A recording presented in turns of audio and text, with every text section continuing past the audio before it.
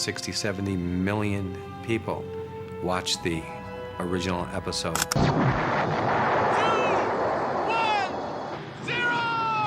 65 million people watched a science fiction show get interrupted by the President of the United States. If you were alive in 1978, you remember this. What followed was a secret religious code hidden in the script, a lawsuit accusing it of stealing from Star Wars, a toy that killed a child and changed federal law, a teenager who died begging for its return, and Air Force pilots who renamed their fighter jets in its honor. This is Battlestar Galactica, the show that should have been the next Star Trek, but got killed by corporate stupidity. My name is Cassiopeia. Cassiopeia. It's beautiful. 1. Glenn A. Larson pitched this project as Adam's Ark, then rebranded it as Star Worlds, and finally settled on Battlestar Galactica. Pitching a show called Star Worlds in 1977, the same year Star Wars dominated the planet, takes either massive confidence or complete delusion. It was a killer. I mean, we were working around the clock.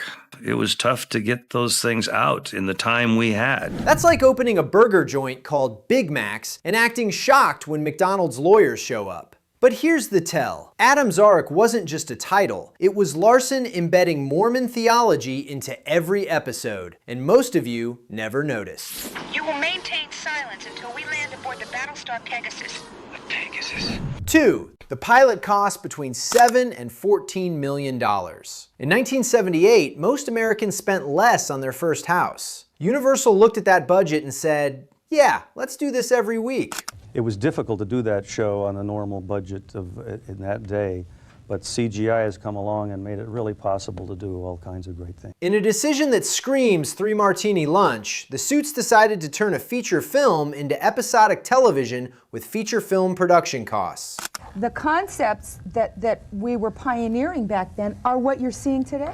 They're the same shows, we just did it first. You know what happens when you make a weekly show with a movie budget? You go bankrupt. The studio knew this was either going to be a massive success or a spectacular failure. Spoiler, it was both. Are we getting this on the camera? People are running everywhere. 3. Before the pilot even aired on ABC, Universal recut it into a theatrical film and released it overseas with Sensurround audio.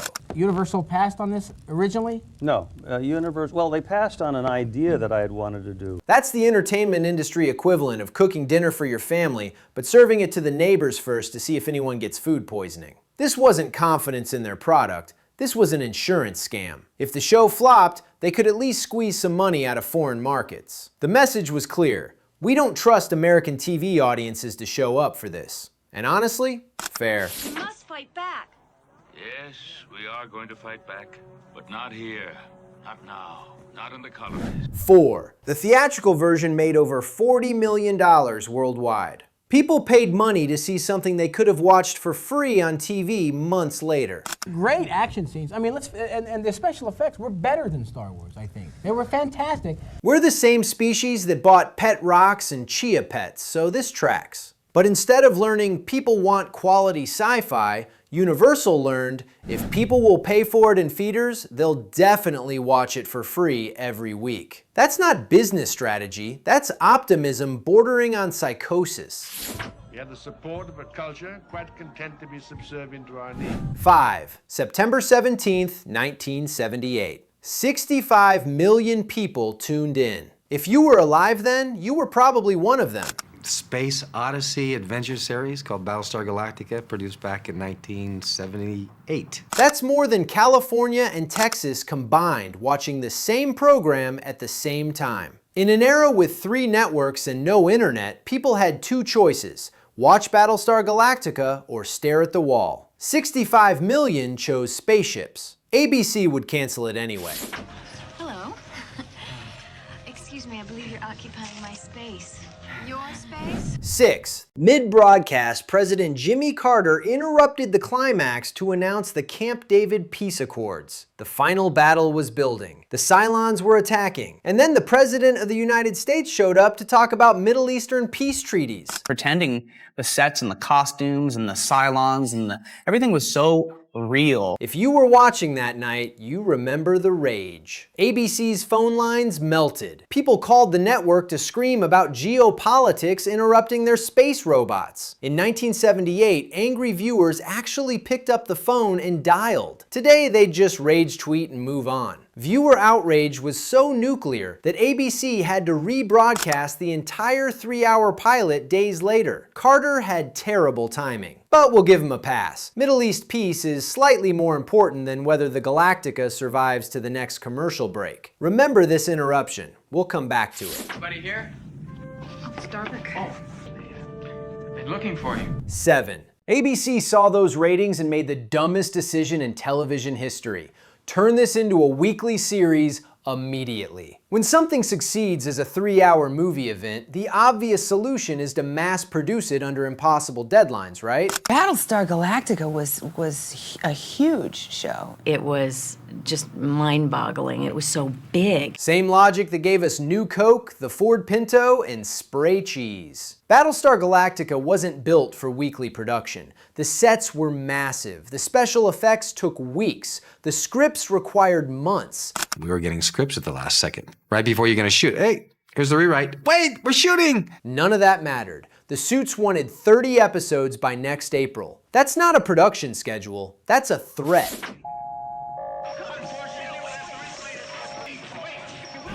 8. Scripts arrived so late that actors couldn't memorize their lines. So the crew did what any professional production would do. They placed giant cue cards just outside the camera frame and had the actors read their dialogue like they were hosting Saturday Night Live.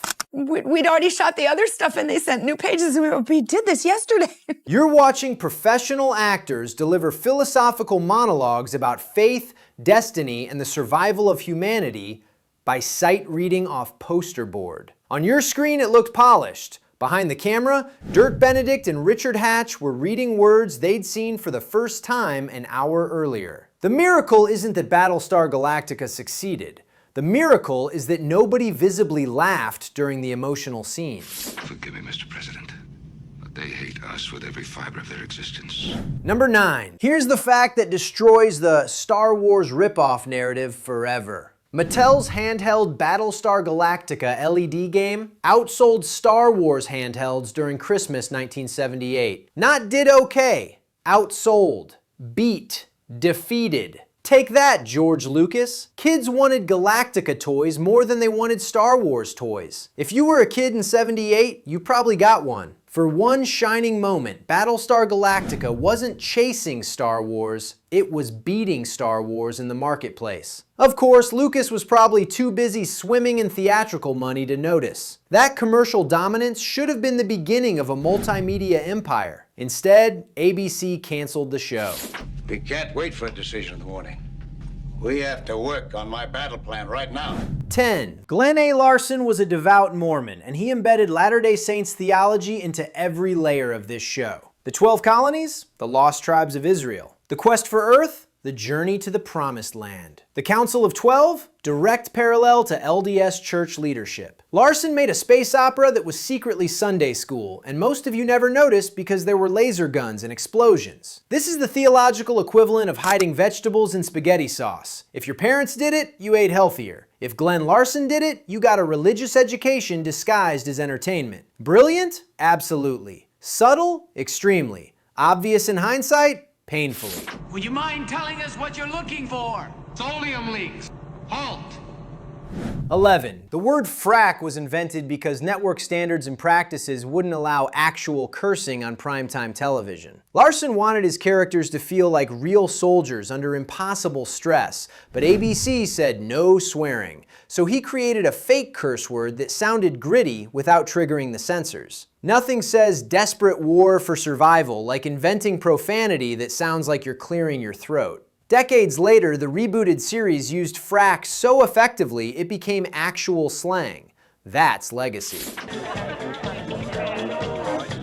12. Fred Astaire, the Fred Astaire, appeared on Battlestar Galactica because he wanted to surprise his grandchildren. That's it. No career resurgence, no massive paycheck. His grandkids loved the show, and Fred Astaire wanted to be on their TV screen. If you're over 50, your grandparents struggled to set the clock on the VCR. Fred Astaire casually appeared on primetime science fiction television. He played Chameleon, a con artist with a mysterious past, in a 2-part episode that became one of the series' most memorable character studies. Probably the only time a man famous for dancing in tuxedos ended up on a show about space robots. Wholesome? Yes. Random? Absolutely.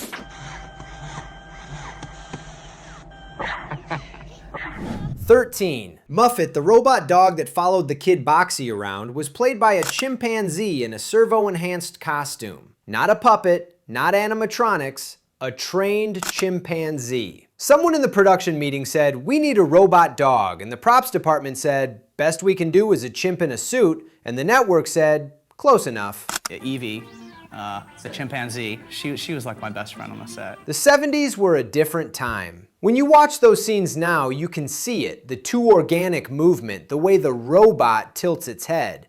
They put a monkey in a robot costume and hoped nobody would notice. It worked because HD TVs didn't exist yet.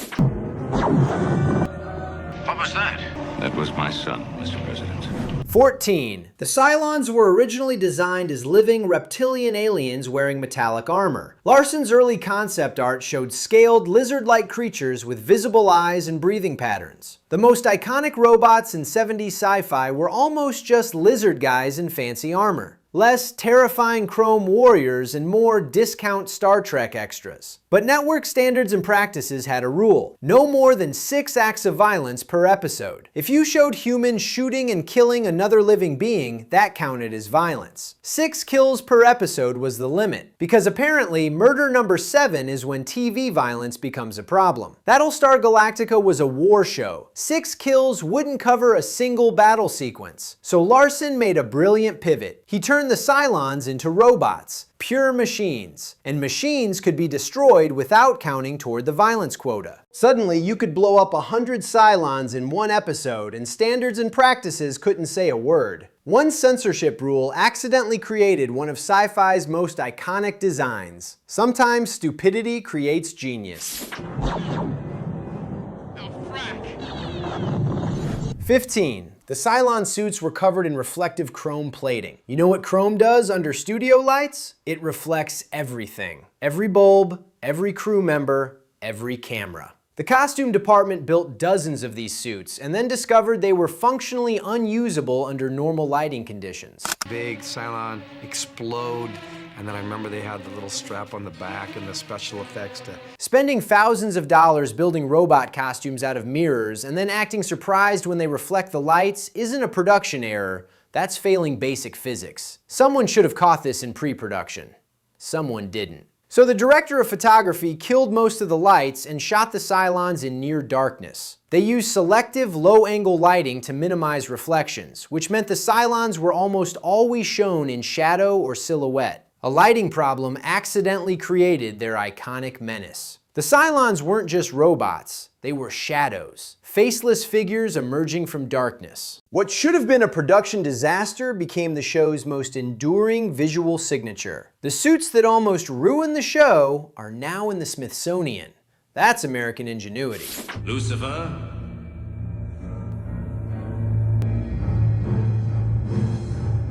16. In 1978, 20th Century Fox sued Universal Studios, claiming Battlestar Galactica plagiarized Star Wars across 34 different points. 34. Fox's lawyers sat down with a checklist like they were grading a high school plagiarism paper. Space battles? Check. Heroic pilots? Check. Evil empire? Check.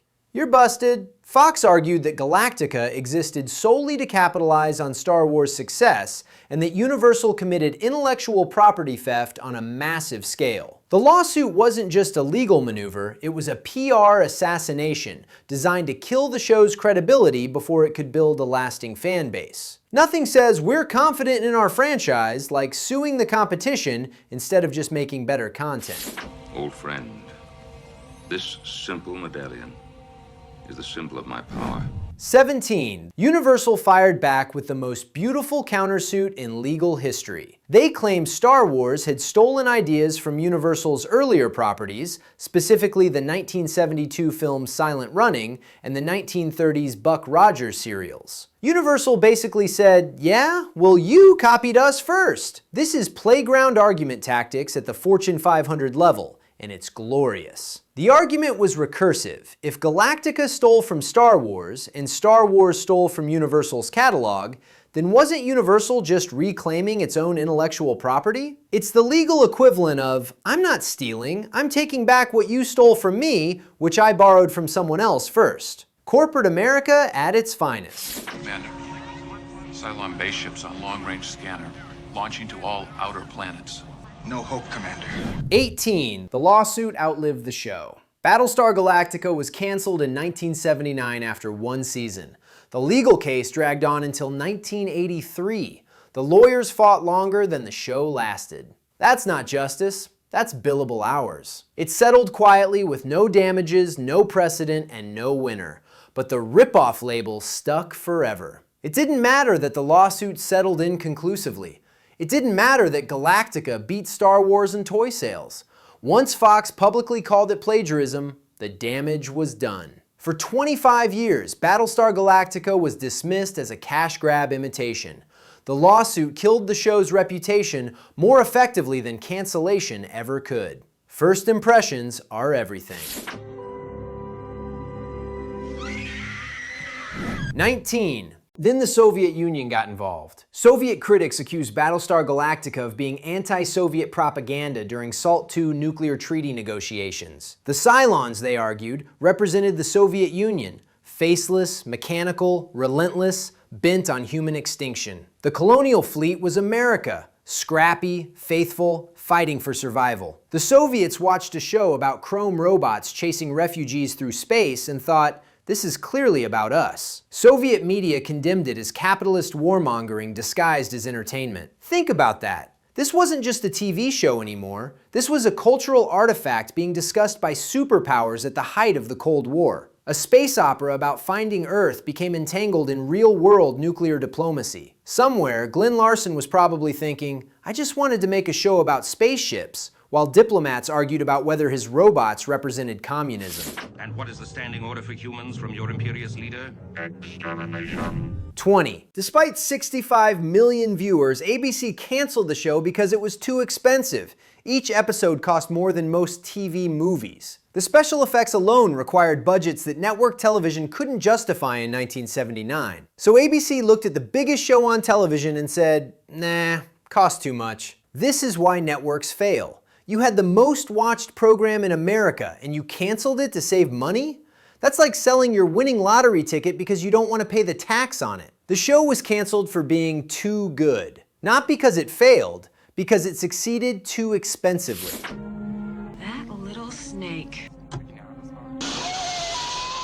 21. The suits at Universal tried to salvage the franchise with Galactica 1980, a cost-cutting, kid-friendly disaster set on present-day Earth. The premise? The Galactica finds Earth, and survivors blend into 1980 American society while being hunted by Cylons. Instead of epic space battles and philosophical debates about survival, we got aliens trying to understand disco and Jimmy Carter's economy. It was everything fans didn't want. The darkness was gone. The scope was gone. In its place, children with superpowers, flying motorcycles, and stories that felt like rejected ABC after-school specials. They took a show about humanity's survival and turned it into E.T. meets Chips. This is what happens when accountants write science fiction. You may never see another one, fellas. A perfect pyramid.